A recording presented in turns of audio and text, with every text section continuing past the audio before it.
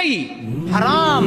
50 பேர் உங்கள் ஸ்டேட்டஸை பார்ப்பார்கள் என்றால், 60 பேர் பார்ப்பார்கள் என்றால், அந்த இசையை கேட்பார்கள் என்றால், நாளை மறுமையில் அல்லாஹ்வுக்கு முன்னால் அவர்கள் வருவார்கள். யா அல்லாஹ், இந்த பாவத்தை செய்வதற்கு, இந்த சினிமாவை கேட்பதற்கு, இந்த இசையை கேட்பதற்கு இவன்தான் காரணம் என்று அல்லாஹ்விடத்திலே அவர்கள் சொல்லுவார்கள்.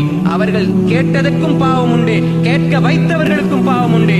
சினிமாவை ஷேர் பண்ணுகிறீர்கள், ஒரு நல்ல கருத்து என்று சொல்லி இசையை கொண்டு போட்டீர்கள் என்றால் நல்ல கருத்துக்கு நன்மை கிடைக்கும் என்று நினைத்து விடாதீர்கள். பாலுக்குள்ள ஒரு கிளாஸ் பாலுக்குள்ள ஒரு சொட்டு நஞ்சை போட்டால் குடிப்பீர்களா?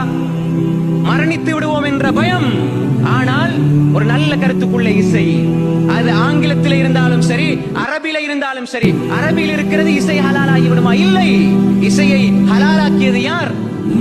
நீங்க ஸ்டேட்டஸ்ல போடுவீங்க, ஒரு ஆள் பார்ப்பாங்களா, 100 பேர் பார்ப்பாங்களா? எல்லாருடைய பாவத்தையும் நீங்கள் சுமந்து கொள்வீர்கள்.